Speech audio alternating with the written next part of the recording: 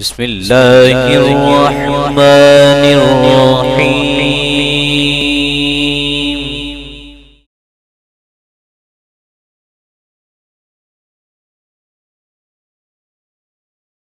ایمانهم ولا هم ينظرون صدق اللہ و مولانا العظیم وصدق رسوله النبی الکریم ونحن على ذلك لمن الشاہدین والشاکرین والحمد للہ رب العالمین. السلام علیکم ورحمۃ اللہ وبرکاتہ.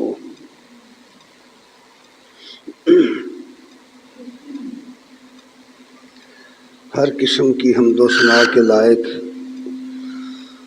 اللہ جل شانہ کی ذات کریم ہے اور بے بہا درود و سلام محمد رسول اللہ صلی اللہ علیہ وآلہ وسلم پر اور آپ کی آل و صحاب پر.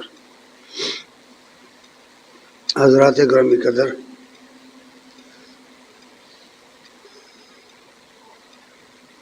دنیا میں کوئی ایک بھی انسان ایسا نہیں ہے اور نہ ہی دنیا میں کوئی ایک بھی مذہب ایسا ہے، کوئی قوم ایسی نہیں دنیا میں جو اس بات کی قائل نہ ہو کہ آدمی جو کرے گا وہ بھرے گا. ہر شخص اس بات کو تسلیم کرتا ہے کہ جو عمل کوئی شخص کرے گا اس کا اسے بدلہ ملے گا. نیک عمل کرے گا تو اچھا بدلہ ملے گا، برا عمل کرے گا تو اس کو سزا ملے گی. اس بات کو دنیا کے سب لوگ مانتے ہیں، دنیا کے تمام مذاہب مانتے ہیں، سب اقوام مانتی ہیں، بلکہ دنیا کا نظام ہی اسی اصول پر چل رہا ہے، عمل کے بدلے پر. لیکن اختلاف مذاہب عالم کے اندر یہ ہے کہ اس دنیا میں اگر کسی کو بدلہ نہ ملے تو پھر وہ بدلہ کہاں ملے گا، کب ملے گا، کس جگہ ملے گا. اس میں بہت زبردست اختلاف پیدا ہو گیا ہے، اور اس اختلاف کا عالم یہ ہے کہ اقوام عالم، مذاہب عالم تو درکنار، خود مسلمانوں میں اس پر بڑا اختلاف پیدا ہوا ہے. مسلمانوں کے زیادہ تر گروہ جو ہیں وہ بھی اس سلسلے میں اس غیر مسلم دنیا کے خیالات کے ہم نوا ہیں. عمومی طور پر جتنے اصنام پرست مذاہب ہیں وہ اس بات کے قائل ہیں کہ جب انسان مرتا ہے تو مرنے کے فوراً بعد اس کی روح سے اس کا حساب کتاب شروع ہو جاتا ہے، اور وہیں اس کو جزا یا سزا جو بھی ہے وہ ملنا شروع ہو جاتی ہے. نیک ہے تو خیر کیا بدلہ ملتا ہے، اور بد ہے، برا ہے، آدمی ہے تو اسے سزا ملنی شروع ہو جاتی ہے. یہ عقیدہ تمام اقوام عالم کا ہے، غیر مسلم دنیا کا عقیدہ ہے. خود مسلمانوں کے اندر بھی یہی عقیدہ پایا جاتا ہے. جتنے گروہ مسلمانوں کے ہیں مختلف ناموں سے، تقریباً وہ بھی یہی بات کہتے ہیں. لیکن قرآن مجید کا مطالعہ کریں تو یہ بات ثابت نہیں ہوتی، قطعاً ثابت نہیں ہوتی. اس کی وجہ یہ ہے کہ اسلام کی جو بنیاد ہے، جس بنیاد پر اسلام کی عمارت کھڑی کی گئی ہے، وہ 5 پوائنٹ ہیں، وہ 5 چیزیں ہیں. اللہ تعالیٰ کی توحید، وحدانیت، جس کو الوہیت واحدہ کہتے ہیں. کائنات میں اللہ کے سوا کوئی الہ نہیں ہے، یہ پہلی بات ہے، اس کو ایمانیات کا پہلا جز کہتے ہیں، اور بلکہ یہ بنیاد ہے اسلام. اور دوسری چیز انبیاء پر ایمان ہے، تیسری چیز ملائکہ پر ایمان ہے، چوتھی چیز کتابوں پر ایمان ہے، اور آخری چیز قیامت کے دن پر ایمان ہے. یا قیامت کا دن کیا ہے، اس پر ایمان لانے کا اس تاکید کے ساتھ حکم دیا گیا ہے کہ قرآن مجید کا ایک بڑا 3 حصہ اس پر ہے۔ کوئی صورت ایک بھی ایسی نہیں ہے قرآن مجید میں جس میں قیامت کا ذکر نہ کیا گیا ہو۔ قیامت کا ذکر اس لیے کیا گیا کہ جو کچھ اس دنیا میں کوئی انسان کرے گا، مرنے کے بعد وہ دوبارہ زندہ ہوگا اور پھر اسے بدلہ ملے گا۔ نیک و بد جو بھی ہے بدلہ پھر ملے گا، اس کا حساب تب پھر ہوگا۔ گویا اللہ تعالیٰ نے حساب کتاب کے لیے وہ دن مقرر کیا ہوا ہے۔ یہ عقیدہ جب اہل مکہ کے سامنے پیش کیا گیا، ان کے سامنے جب یہ آیات آئیں قرآن مجید کی، ان کے سامنے تلاوت ہوئی، انہوں نے کہا بھئی یہ ہوگا کب، یہ کب ہوگا؟ کیونکہ وہ کسی قیامت کے دوبارہ زندہ ہونے کا قائل ہی نہیں تھے، سرے سے کھایا پیا اور مر گئے، بابر بعیش کوش کے عالم دوبارہ نیست، یہ عقیدہ تھا، کھاؤ پیو بس ختم۔ اس لیے وہ بڑے اچنبے سے یہ بات دیکھتے تھے کہ یہ کب ہوگا، یہ فیصلہ کب ہوگا۔ قرآن نے ان کے یہ سوال نقل کیا ہے۔ یہ جو آیت کا میں نے ٹکڑا پڑھا ہے، 2 آیات پڑھی ہیں، سورہ سجدہ کی آیت نمبر 28 اور 29، اس میں یہی سوال اٹھایا گیا ہے۔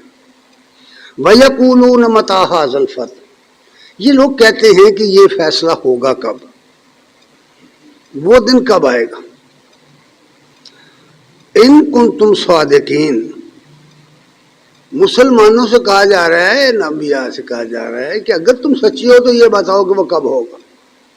جواب آیا قُلْ یوم الفتح، ان سے کہہ دو کہ وہ فیصلہ اس وقت ہوگا، لا ينفع الذین کفروا ایمانہم ولا هم ینصرون، بس 2 لفظوں میں بات مکمل۔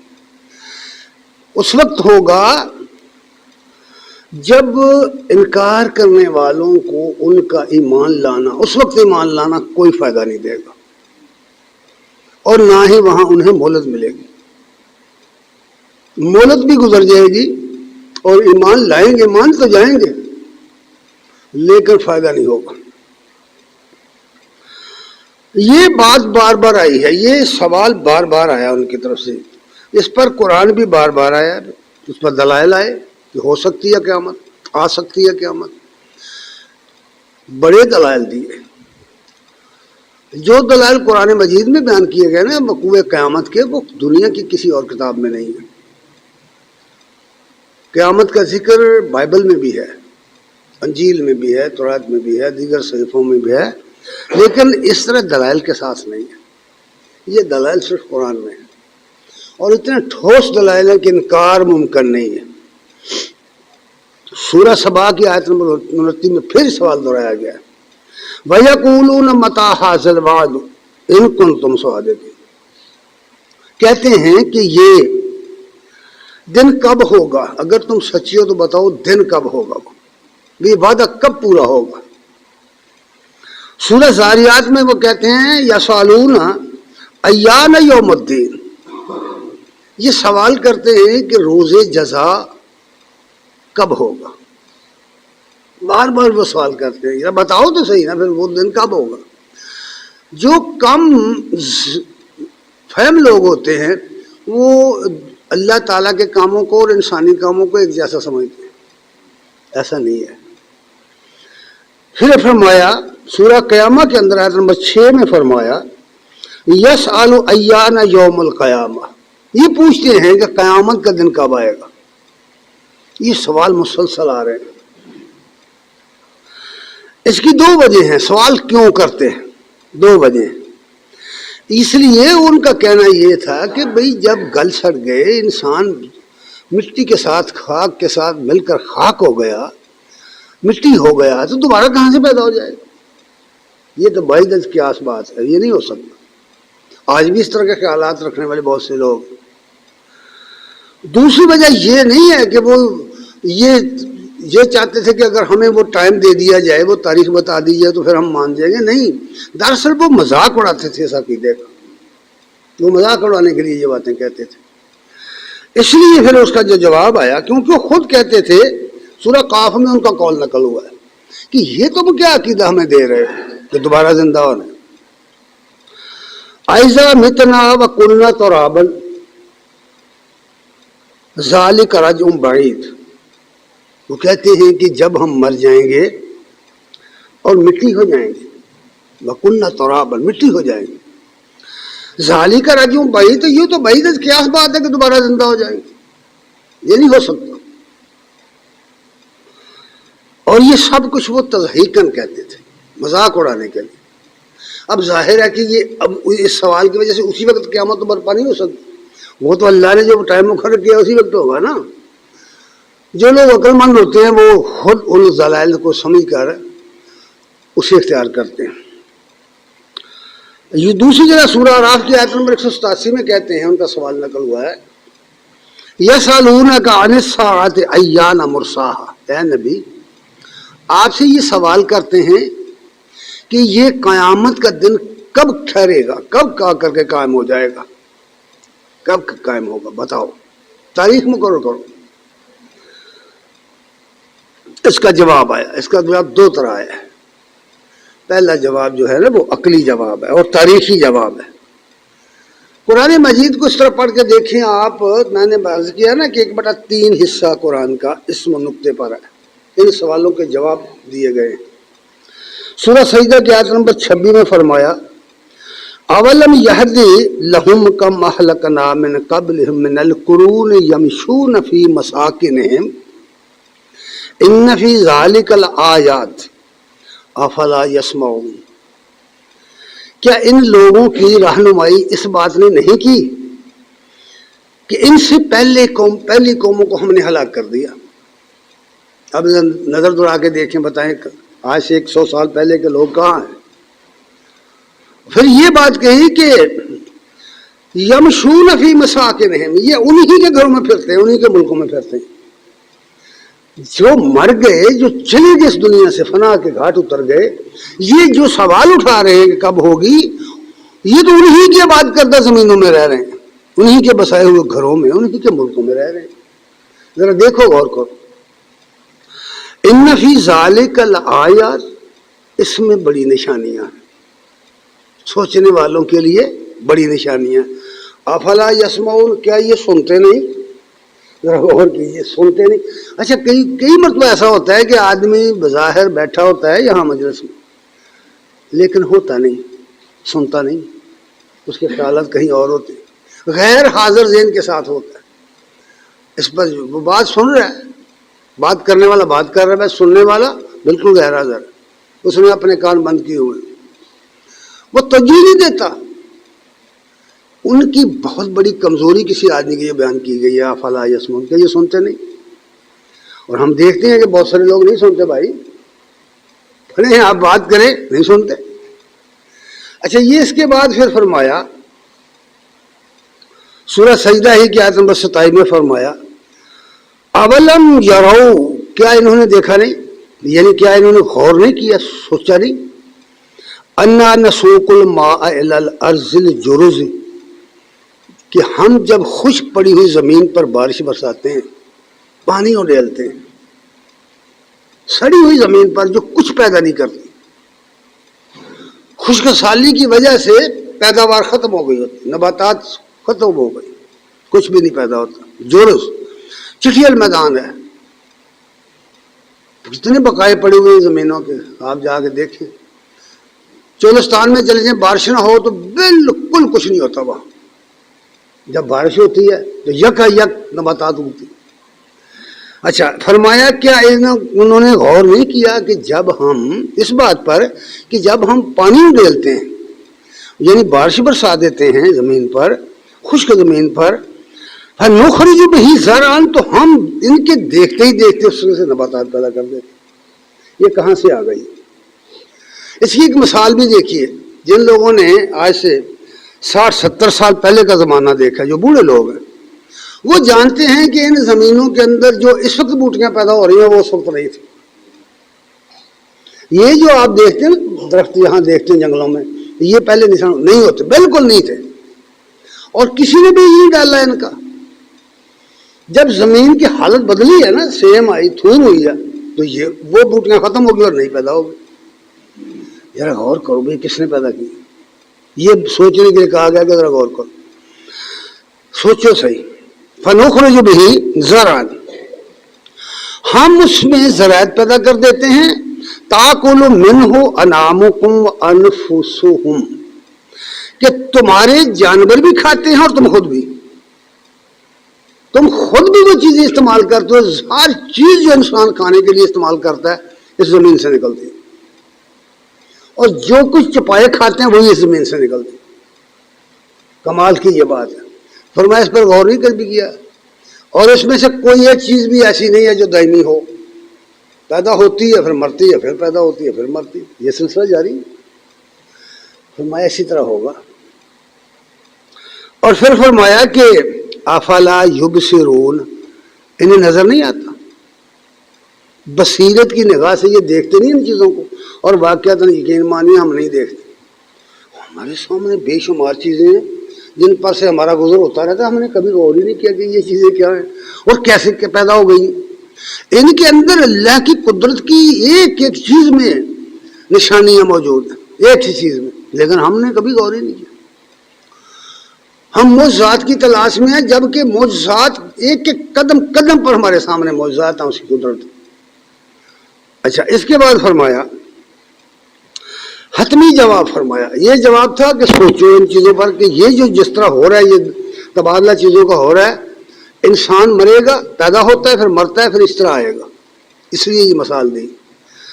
حتمی جواب یہ دیا سورہ حج کے اندر. فرمایا ان الساعۃ آتیۃ لا ریب فیہا، ان سے بتا دو انہیں کہ بے شک قیامت آئے گی، وہ دن آئے گا اس کے آنے میں کوئی شک نہیں ہے. لا ریب فیہا.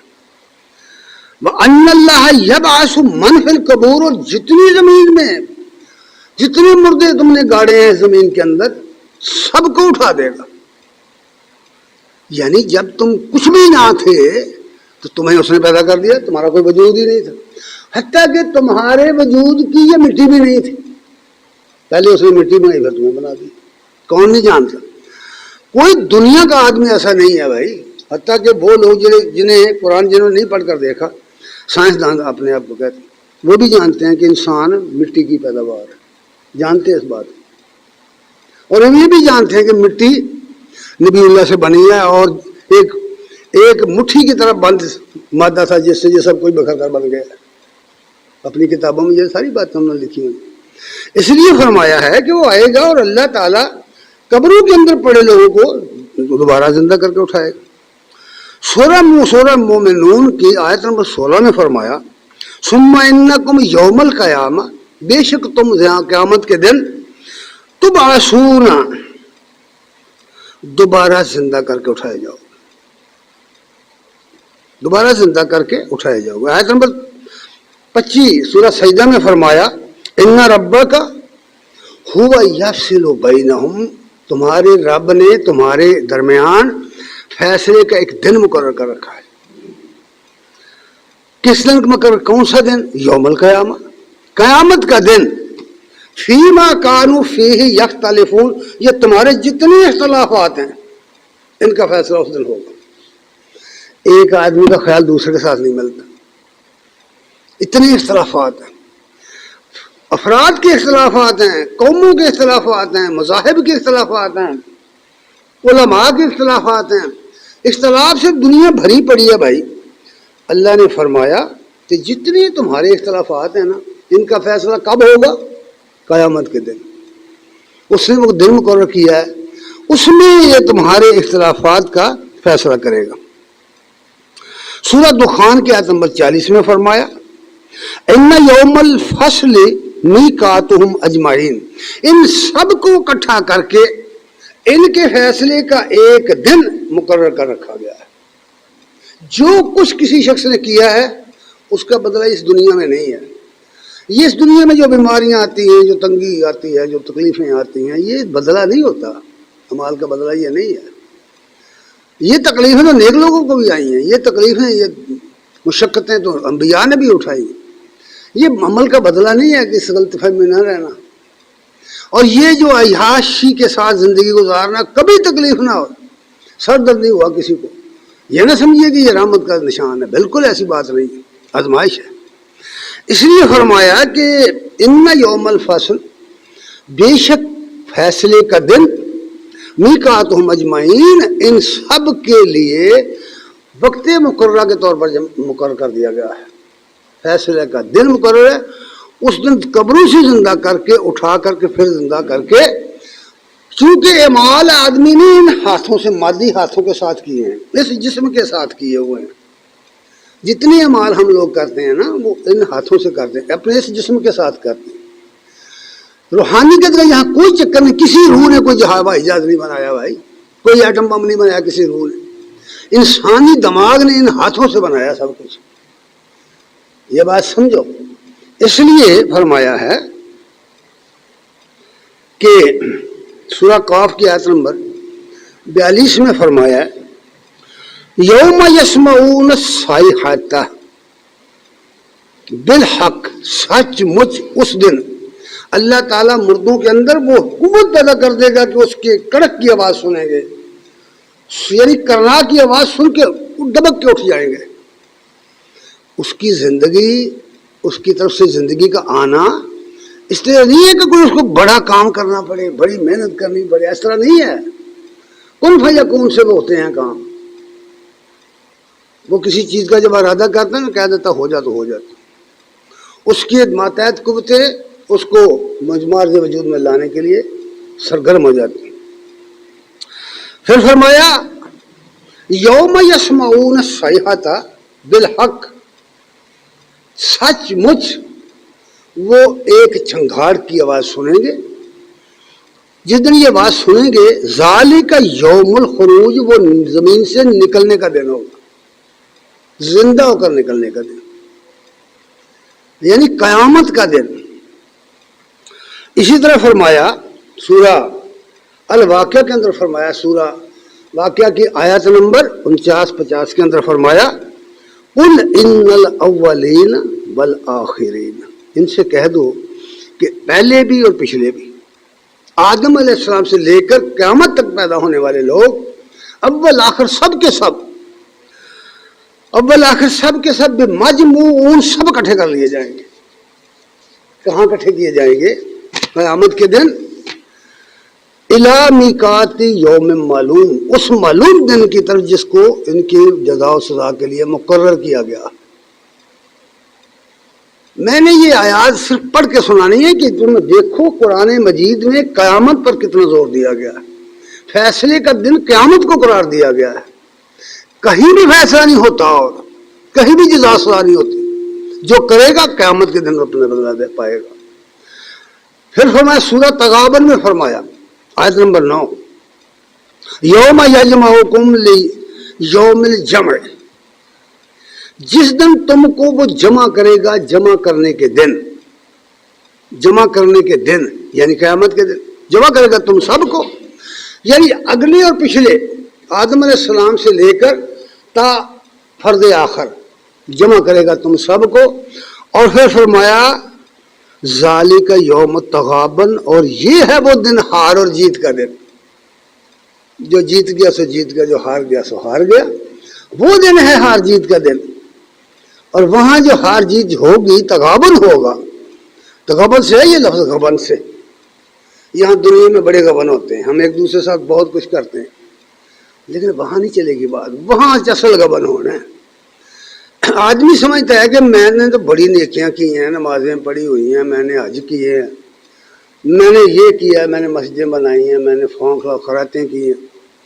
وہاں کہا جائے گا، وہاں جو کسوٹی رکھی گئی ہے اس پر جب لگے گا پتہ چلے گا کہ یہ تو ملمہ کی چیز سونا ہے، یہ تو اصل سونا ہے ہی نہیں، یہ تو ساری بدعات اور سارا شرک ہے۔ بات کی سمجھ آئی؟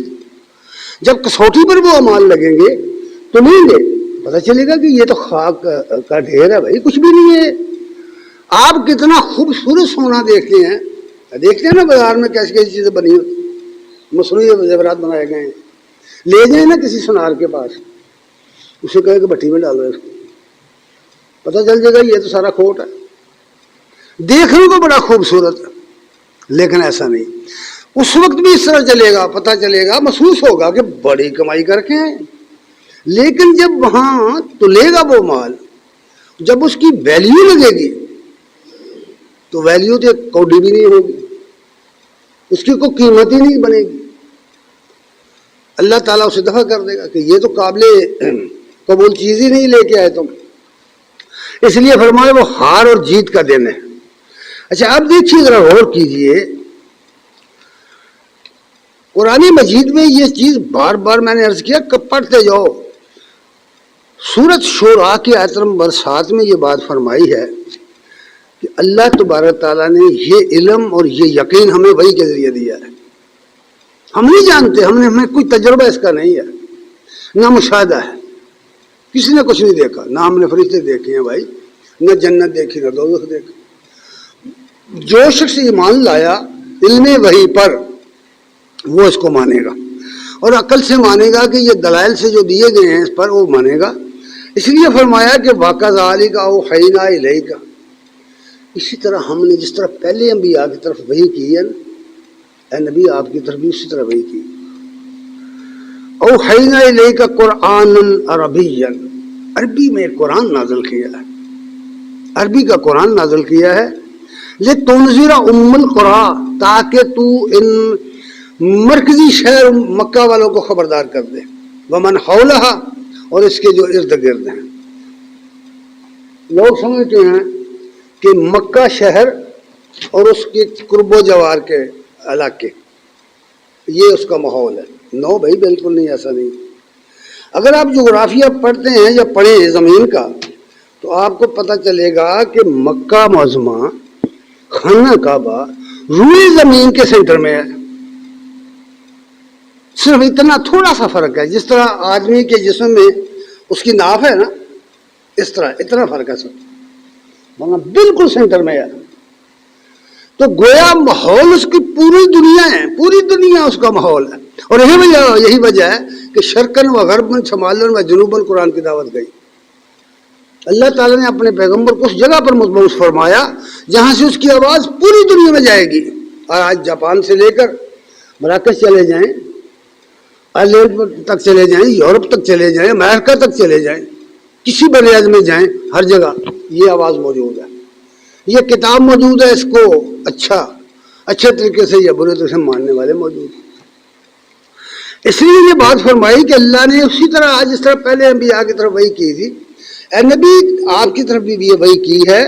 اور اس لیے کی ہے کہ تم ان لوگوں کو، اہل مکہ کو اور اس کے ماحول میں جو لوگ ہیں، اس کے ارد گرد جو لوگ ہیں، ان کو خبردار کر دیں اور ڈرا دیں. وَتُنذِرَ، ڈرا دیں، خبردار کر دیں. کس سے؟ یوم القیامہ لا ریب فیہ، قیامت کے دن سے خبردار کر دیں گے، اس میں کسی آمد میں کوئی شک نہیں ہے. اب بتائیے جی، نہ لائیں ایمان، نہ مانے کوئی. کسی کے نہ ماننے سے نا حقیقت تبدیل نہیں ہو جاتی، حقیقت ہی رہتی ہے. اس لیے فرمایا خبردار کر دے. وَتُنذِرَ یوم الجمع لا ریب فیہ، جمع ہونے کے دن سے انہیں خبردار کر دو، اس کے آمد میں کوئی شک نہیں ہے. پھر کیا ہوگا اس دن کی آمد کے بعد کیا ہوگا، یہ نقطہ بیان کر دیا. فریقٌ فی الجنہ، فریقٌ فی الجنہ و فریقٌ فی السعیر، ایک گروہ جائے گا جنت میں اور دوسرا گروہ جائے گا جہنم. کس دن جائے گا بھائی؟ قیامت کے دن جائے گا. اور تم نے یہاں قبروں میں کہاں سے بنا دیا یہ حساب تھا؟ قبروں میں تم نے میزان کھڑی کر لی، یہاں تولنا شروع کر دیا مال. منکر نکیر کی جو روایت ہے ترمذی کے اندر، امام صاحب نے روایت نقل کر کے، ابو ہریرہ کی یہ روایت، اس کے آخر میں لکھا ھذا حدیث غریب لا نعرف بھذا الوجہ، یہ حدیث غریب ہے، ہم اس کو نہیں پہچانتے سند کے سوا. اب بتائیے، جس نے لکھی ہے وہ تو خود اس کو غلط قرار دے رہا ہے کہ یہ صحیح نہیں ہے بھائی. لیکن ہمارا وہ مستقل عقیدہ بنا ہوا ہے دنیا میں. کیوں کہ قرآن ہمارے سامنے نہیں ہے، قرآن کا فیصلہ ہمارے سامنے نہیں ہے. ہم حکایات اور روایات کے بندے بن کے رہ گئے، اور ان روایات و حکایات کے جن کی روایتاً و درایتاً کوئی حقیقت نہیں ہے۔ اس لیے یہ بات فرمائی ہے کہ اس دنیا کا فیصلہ فریق فی الجنہ و فریق فی السعیر، قیامت کے دن یہ فیصلہ ہوگا کہ ایک گروہ جنت میں جائے گا اور ایک گروہ جہنم میں جائے گا۔ اب ذرا دیکھیے کہ یہ کوئی نیا عقیدہ نہیں، یہ بھی کہ قیامت آئے گی اور وہاں صاحب تباہ ہو، یہ کوئی نیا عقیدہ نہیں۔ ابراہیم علیہ السلام کو دنیا میں آئے ہوئے ہزاروں سال گزر گئے۔ اس وقت وہ آئے جب یہ مکہ نہیں تھا، حرم نہیں تھا، یہ صحرا پڑا ہوا تھا، کوئی آبادی یہاں نہیں تھی۔ اس وقت ابراہیم علیہ السلام کو اللہ نے مبعوث فرمایا، نبوت عطا فرمائی۔ انہوں نے اپنے بیٹے کو لے کر یہ گھر تعمیر کیا۔ وہ اس کی پوری ایک ہسٹری ہے جو کتابوں میں ملتی ہے، آج سے ہزارہ سال پہلے کی بات۔ اگر آپ پیچھے جائیں، نوح علیہ السلام کے حالات پڑھیں اور سورہ نوح پڑھ کے دیکھیں، 30ویں پارے میں سورہ نوح جو آئی ہے اس کو پڑھ کے دیکھیں، انہوں نے پوری ایک تقریر کی ہے جس میں اپنا عقیدہ بیان کیا ہوا۔ اس میں یہ عقیدہ بیان کیا، اپنی قوم کو بتایا کہ تم اس زمین سے پیدا کیے گئے ہو اور اسی میں لوٹا دے جاؤ گے، اسی سے نکالے جاؤ، پھر کل قیامت کے دن تمہارا حساب کتاب ہوگا۔ یہ بات اب ابراہیم علیہ السلام کا عقیدہ، ویسے تو بہت ساری آیتیں ہیں، میں ایک آیت پڑھوں گا، اور میں نے یہ ایک آیت اس لیے منتخب کی کہ عمومی طور پر ہمارے جو نمازی ہیں انہیں یہ یاد ہے، انہیں یہ آیت یاد ہے، سورہ ابراہیم کی یہ آیت رب اجعلنی مقیم الصلاۃ من ذریتی، یہ آیت یاد ہے، سب کو یاد ہے۔ خاص کر ان لوگوں کو بڑی یاد ہے جو پہلے حنفی رہے ہیں، بریلوی رہے ہیں، ان کے مولوی انہیں یہی یاد کرواتے ہیں۔ کسی حدیث میں نہیں آیا کہ یہ آیت نماز میں پڑھو، کسی حدیث میں نہیں ہے ہی نہیں، اور جہاں کہیں ہے اس حدیث کی کوئی حیثیت ہی نہیں ہے۔ قرآن قاعدہ میں پڑھنے کے لیے نہیں آیا، دعائیں پڑھنے کی آئی۔ نبی صلی اللہ علیہ وسلم نے دعائیں سکھائی ہوئی ہیں، اللہم انی ظلمت نفسی والی بڑی مشہور دعا ہے جو ابو بکر رضی اللہ تعالیٰ عنہ کو آپ نے سکھائی تھی کہ یہ پڑھا کرو بھائی، تشہد میں یہ پڑھو۔ لیکن چونکہ ہمیں وہ یاد ہے، ہمیں بھی یہی سکھائی گئی تھی جب ہم چھوٹے چھوٹے پڑھتے تھے، حافظ صاحب نے ہمیں یہی سکھائی تھی۔ اب اس دعا میں کیا ہے؟ ابراہیم علیہ السلام دعا کر رہے ہیں، اس میں وہ کہتے ہیں ربنا اغفر لی ولوالدی، اے ہمارے رب مجھے بخش دے اور میرے والدین کو، وللمؤمنین اور ایمان والوں کو، یوم یقوم الحساب، اس دن جس دن حساب کا وقت قائم ہوگا۔ حساب کے دن کا عقیدہ بیان کر رہے ہیں، قبر کے بعد دن میں عقیدہ نہیں بیان کر رہے کہ جس دن قبر میں جائیں گے وہاں ہمارا حساب ہونا ہے، وہ نو، جس دن یوم یقوم الحساب، جس دن حساب قائم ہوگا، جس دن اس کی میزان لگے گی، جس دن پتہ چلے گا کہ کس کے اعمال وزنی ہیں کس کے وزنی نہیں ہیں، اس دن کی بات ہو رہی۔ اور پھر ان کے بعد جو انبیاء آئے ان میں ان کے دو شاخیں ہیں، ایک ہیں اسماعیل علیہ السلام کی اولاد جس میں محمد رسول اللہ صلی اللہ علیہ وسلم رسول بن کے آئے اور سارے آخری رسول بن کے آئے، قرآن لے کے آئے، اور دوسری شاخ ہے اسحاق علیہ السلام کی اولاد کی، اور وہ بنی اسرائیل کے نام سے مشہور ہے۔ اسرائیل نام تھا یعقوب علیہ السلام کا عبرانی میں، عربی میں وہ نام جو ہے یعقوب آیا۔ ایک وہ شاخ تھی، اور اس شاخ میں ہزارہ نبی آئے، جن میں سب سے زیادہ مرتبے کا نبی رسول آیا وہ موسیٰ علیہ السلام کا، صاحب کتاب نبی آئے، ان کی کتاب توریت، پوری دنیا عیسائیت، پوری دنیا یہودیت اس کو مانتی، اس پر عمل پیرا ہے۔ بائبل مقدس کے نام سے اس کو جمع کر دیا گیا، ان تمام صحیفوں کو، جتنے انبیاء کے صحیفے ہیں اس کتاب میں جمع کر دیے گئے، اور اس کی شرح تالمود کے نام سے لکھ دی گئی۔ اچھا، اس میں موسیٰ علیہ السلام نے کون سا عقیدہ دیا اور جھگڑا کیا تھا ان کا فرعونیوں کے ساتھ؟ فرعونیوں کا عقیدہ یہ تھا، وہ منکر نہیں تھے جزاس بات، میں نے پہلے عرض کر دیا، دنیا میں کوئی بندہ اس کا منکر نہیں ہے، عمل کا بدلہ ملے گا اس کا تو ہر کوئی مانتا ہے کہ اگر کوئی آدمی کام کرتا ہے، عمل کرتا ہے، وہ اچھا کرے یا برا، اس کا بدلہ پائے گا۔ کہاں پائے گا یہ جھگڑا تھا. وہ کہتے ہیں قبر میں یا برزخ میں پائے گا. ان کی ہسٹری پڑھ کے دیکھو. اگر ان کی کتابوں تک تمہاری رسائی نہیں ہے تو میری یہ کتاب جو ہے کہ عذاب قبر حق ہے، اس میں دیکھو میں نے نقل کی ہیں ان کی چیزیں. مصریوں کا عقیدہ کیا تھا کہ جب آدمی مرتا ہے تو اس کی روح دیوتا کے حضور پیش کی جاتی ہے اور اس کو جزا سزا جو بھی ہوتی ہے وہاں ہوتی ہے، مال میں برزخ میں. موسیٰ علیہ السلام نے آ کر کے رد کر دیا کہ یہ غلط ہے، ایسا نہیں بھائی، جو کام تم نے اپنے ہاتھوں سے کیا انہیں کو بدلہ ملے گا.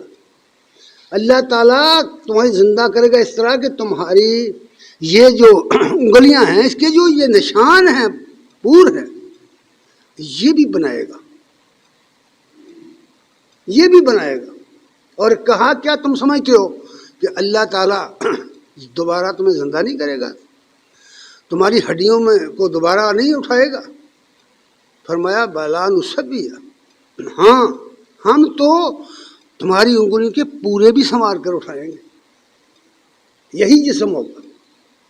یہاں جو فرمایا اس لیے موسیٰ علیہ السلام نے کہا تمہارا عقیدہ غلط ہے بھائی، یہ برزخی عقیدہ غلط ہے. سورہ مومن کے اندر وہ اقرار ان کا نقل ہوا ہے کہ قیامت کے دن وہ کہیں گے کہ اے اللہ تو نے ہمیں 2 موتیں دی 2 زندگیاں، اب یہاں جہنم سے نکلنے کا وہ راستہ ہے؟ بھائی نہیں، پھر وہاں نہیں راستہ ہے. اس لیے یہاں موسیٰ علیہ السلام فرماتے ہیں سورہ مومن کی آیت نمبر، سورہ مومن کے اندر فرمایا قال موسیٰ، جب مکالمہ ہوا دربار فرعون میں، بحث ہوئی تو موسیٰ علیہ السلام کہتے ہیں قال موسیٰ، اللہ تعالیٰ نے یہ کلام موسیٰ کا نقل کیا ہے، قال موسیٰ انی عذت بربی و ربکم من کل متکبر، میں اپنے اور تمہارے رب کی پناہ مانگتا ہوں ہر متکبر کے شر سے، ہر تکبر کرنے والے کے شر سے میں پناہ مانگتا ہوں، ہر اس متکبر کے شر سے لا یؤمن بیوم الحساب، جو یوم حساب کو نہیں مانتا. پڑھو قرآن تو پڑھ کے دیکھو، جو یوم حساب کو، حساب کے دن کو نہیں مانتا، یہ نہیں مانتا کہ حساب قیامت کے دن ہوگا، میں اس کے شر سے پناہ مانگتا ہوں اللہ کی. موسیٰ علیہ السلام اپنا عقیدہ بیان کر، پھر مزید تفصیل بھی وہاں بیان کی گئی. پھر اللہ تبارک تعالیٰ نے سورہ ممتحنہ میں ایک آیت میں فرمایا ہے، آیت نمبر 3 ہے یہ سورہ ممتحنہ. فرمایا لوگو ہوش کے ناخن لو، کال قیامت کا دن آئے گا اور تمہارے اعمال کا جائزہ لیا جائے گا، پرکھا جائے گا، ان کی ویلیو مقرر کی جائے گی. ثقلت موازینہ، ثقلت موازینہ، جس کی میزانیں بھاری ہو گئیں، ویلیو پا گئے اعمال، فی عیشۃ راضیہ، جنت میں عیش کرے گا. واما من خفت موازینہ فامہ ہاویہ، جس کی میزانیں ہلکی ہوئی جہنم رسید ہو جائے گا. کہ کب ہوگا یہ عمل؟ قیامت کے دن. وہ میزان کب لگے گی، وہ کانٹا کب لگے گا؟ قیامت کے دن. کسی قبر میں نہیں لگا ہوا، یاد رکھنا.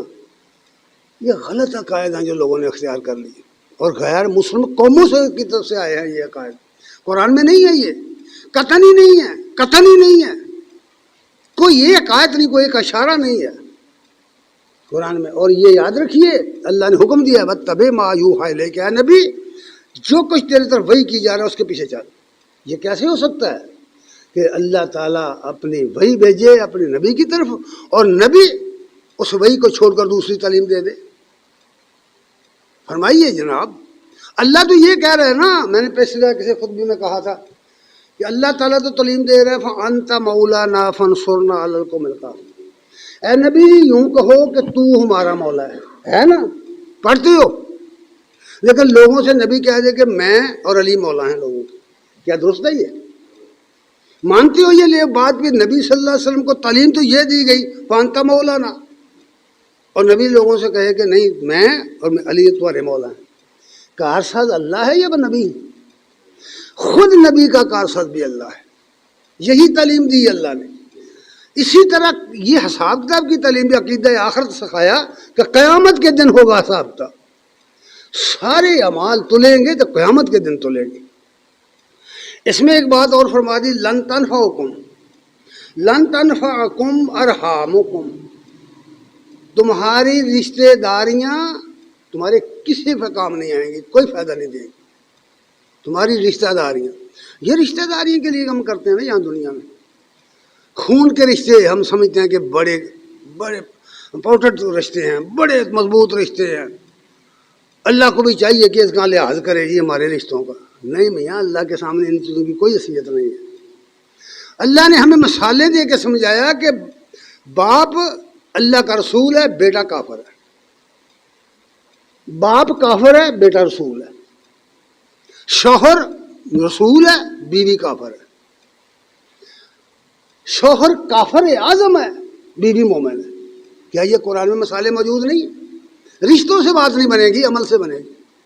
اس لیے فرمایا کہ لن تنفعکم ارحامکم ولا اولادکم، نہ تو تمہاری رشتہ داریاں خاندانیاں کام آئیں گی، وہاں فائدہ دیں گی، نہ ہی تمہاری اولادیں تمہیں فائدہ دیں گی، کوئی نہیں۔ یوم یفر المرء من اخیہ وامہ وابیہ، بھاگ جائے گا باپ اپنی اولاد کو چھوڑ کر، بھاگ جائے گی اولاد اپنے باپ کو چھوڑ کر، باپ اولاد کو چھوڑ دے گا، بیوی کو چھوڑ دے گا، بیوی شوہر کو چھوڑ دے گا، کوئی کنبہ قبیلہ وہاں کام نہیں آئے گا۔ سورہ عبس کا مطالعہ کرو، قرآن مجید میں جو عقیدہ دیا گیا ہے مضبوط دانتوں سے پکڑ لو اس کو، یہ ہے عقیدہ۔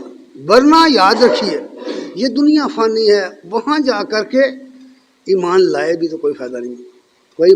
قرآن نے صاحب کیا جو منکر حق ہیں، جو منکر ہیں اس بات کے، کل وہ قیامت کے دن منیں گے، مانیں گے، ایمان لائیں گے، لیکن انہوں نے کہا ایمان کو فائدہ نہیں دے گا۔ اس لیے یہ بات فرمائی گئی ہے، فرمایا لن تنفعکم ارحامکم ولا اولادکم، تمہاری رشتہ داریاں اور تمہاری اولادیں تمہارے کام نہیں آئیں گی، نفع نہیں دیں گی۔ کس دن؟ یوم القیامہ، قیامت کے دن۔ کیوں؟ یفصل بینکم، اس دن تمہارے درمیان فیصلے کیے جائیں گے۔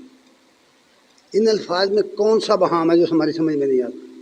کیا تفسیریں کریں اس کی؟ یہ تو بالکل واضح الفاظ ہے، یفصل بینکم، قیامت کے دن تمہارے فیصلے کیے جائیں گے۔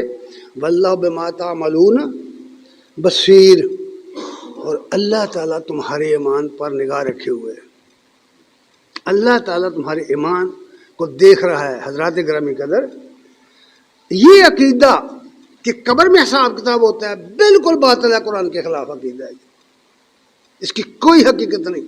چاہے آپ اتنی اس طرح کی اور کتابیں لکھ لے کے ڈھیر لگا دیں، قرآن کے مقابلے میں ان کی حیثیت پرکا کے برابر بھی نہیں ہے۔ قرآن وہ کتاب ہے جس پر ایمان لانے کا حکم دیا گیا ہے، قرآن کے سوا کوئی دنیا میں کتاب نہیں ہے، کسی انسان کی لکھی ہوئی کوئی کتاب نہیں ہے جس پر ایمان لانے کا حکم دیا گیا ہو۔ کل قیامت کے دن اللہ یہ نہیں پوچھے گا کہ فلاں بزرگ کی کتاب کو مانتے تھے یا نہیں مانتے، وہ یہ پوچھے گا کہ یہ کتاب جو میں نے تمہیں بھیجی تھی، دی تھی، اس کو مانتے تھے یا نہیں مانتے، ایمان لائے تھے یا نہیں لائے، اپنے آپ کو اس کے کال میں ڈھالا تھا، یہ سوال ہوگا۔ اس لیے یہ عقائد جو ہیں، جب تک عقائد درست نہ ہوں اعمال درست نہیں ہو سکتے۔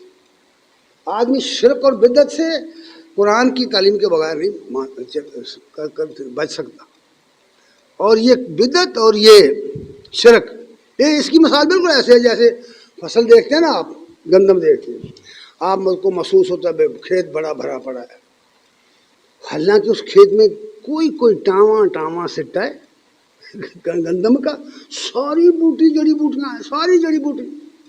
اب جب آپ نے اس کو کاٹ کر اس کو گھایا اور چھج لگایا، وہ ہر شے اڑ گئی، پیچھے کچھ نہیں رہا۔ یہی اعمال کی حالت ہے۔ قرآن میں صاف کہا گیا کہ جب وہاں میزان لگے گی، یہ راکھ کا ڈھیر بن جائیں گے، یہ شرکی اعمال اور بدعتی اعمال، راکھ کا ڈھیر، اور راکھ بھی وہ جس پر ہلکی سی ہوا آئے اڑا کے لے جائے۔ اس طرح کی مثالیں قرآن میں بیان کی گئی ہیں۔ اس لیے اصل حقیقت یہ ہے کہ اللہ تعالیٰ نے آخرت پر ایمان و بالآخرت ہم یوقنون کا جو اعلان کیا ہوا ہے وہ یہ ہے کہ قیامت کو دن کو پر یقین رکھتے ہیں، جو رکھتے ہیں وہی فلاح پائیں گے، وہی اپنے رب کی طرف سے ہدایت پر ہیں۔ قیامت سے ادھر ادھر کوئی فیصلہ نہیں ہوگا، کہیں نہیں ہوگا۔ یہ قبروں میں، یہ برزخ میں جو عقیدے بنائے، یہ غیر مسلم قوموں کے عقیدے، یہ سب ہندوؤں کے عقیدے۔ روحیں زندہ رہتی ہیں، بندہ مر جاتا ہے، روحیں زندہ رہتی ہیں، کیوں بنایا لوگوں کو بے وقوف؟ جھوٹ بنایا ہے۔ جو مخلوق ہے وہ مرے گی، جو مخلوق ہے وہ مرے گی، زندہ نہیں رہ سکتی، یاد رکھنا، مخلوق نہیں رہ سکتی زندہ، ہر چیز فانی ہے، ہر چیز کو ہلاکت ہے، اللہ کی ذات باقی رہ جائے گی، یہ کائنات، یہ زمین اور یہ آسمان نہیں باقی رہیں گے، قرآن پڑھ کے دیکھو، یہ آسمان ٹوٹ جائے گا، یہ دھول بن کے اڑ جائے گی یہ زمین، قرآن یہ کہہ رہا ہے۔ تو اس لیے میرے بھائی جو عقیدہ ہے وہ صحیح، وہ یہ ہے کہ جو کچھ ہم کرتے ہیں نیک کو بد، اس کا بدلہ کل قیامت کے دن ملنا ہے، وہاں مال تلنے ہیں، پھر فریقن فی الجنہ و فریقن فی السعیر، ایک گروہ جائے گا جنت میں، ایک جائے گا جہنم میں، یہ ہے اصل اسلامی قرآنی عقیدہ۔ اللہ تعالیٰ سے دعا ہے کہ میں سمجھنے کی توفیق عنایت فرمائے، وآخر دعوانا الحمدللہ رب العالمین۔